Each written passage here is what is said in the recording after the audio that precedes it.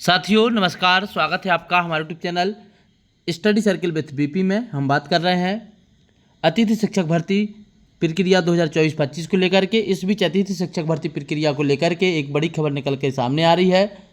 खबर यह है कि दो प्रमुख वजह ऐसी हैं जिससे अतिथि शिक्षकों को बाहर होना पड़ सकता है। उसके पीछे के प्रमुख कुछ कारण हैं जिस पर हम आज चर्चा करने वाले हैं।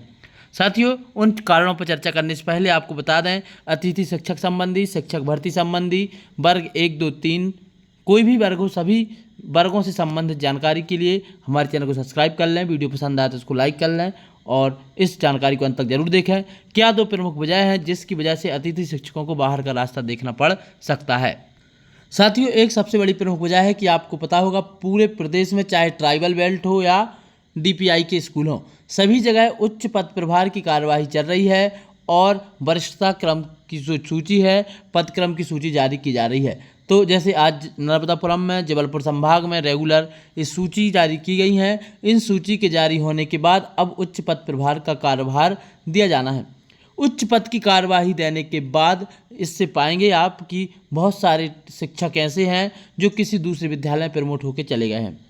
साथियों, जब आप उस विद्यालय में यदि कोई अतिथि शिक्षक कार्य कर रहा है और कोई टीचर प्रमोट होकर के वहाँ पे आएगा तो उस अतिथि शिक्षक को बिना किसी कारण के या बिना किसी पूर्व सूचना के डायरेक्ट विद्यालय से बाहर किया जाएगा, क्योंकि वहाँ पर परमानेंट शिक्षक आ चुका है।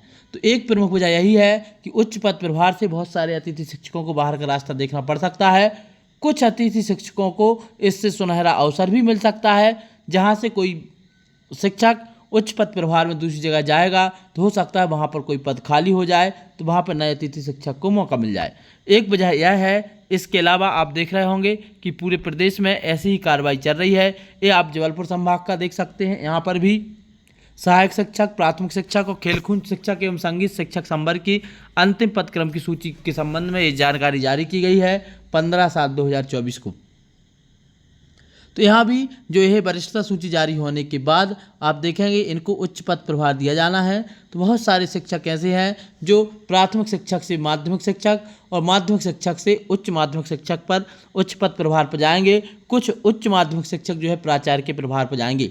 लेकिन ज़रूरी नहीं है कि जहाँ से वह प्रभार से ऊपर जाएंगे तो अतिथि शिक्षक वहाँ पर कार्य करता हो, तो उस अतिथि शिक्षक को बाहर का रास्ता देखना पड़ेगा। और जहाँ जिस विद्यालय से वह मूव करेंगे, यदि वहाँ पर कोई दूसरा शिक्षक नहीं आया तो वहाँ अतिथि शिक्षक को मौका मिल सकता है। तो ये दो प्रमुख वजह हैं। इसके अलावा सबसे मुख्य वजह जो है वह है आपकी भर्ती प्रक्रिया। आपको पता होगा वर्ग 1 भर्ती प्रक्रिया की काउंसलिंग पूरी जारी है।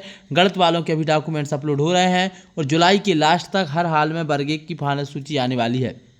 क्योंकि अभी फाइनल सूची ना आने के पीछे के भी यही कारण है। एक तो उच्च पद प्रभार की कार्यवाही चल रही है और उच्च पद प्रभार की कार्यवाही के अलावा जो है अभी कुछ प्रोसेस रह गई है, जो वेरिफिकेशन चल रहा है, कुछ सब्जेक्ट्स के डॉक्यूमेंट्स अपलोड होने रह गए हैं, वह चल रही है।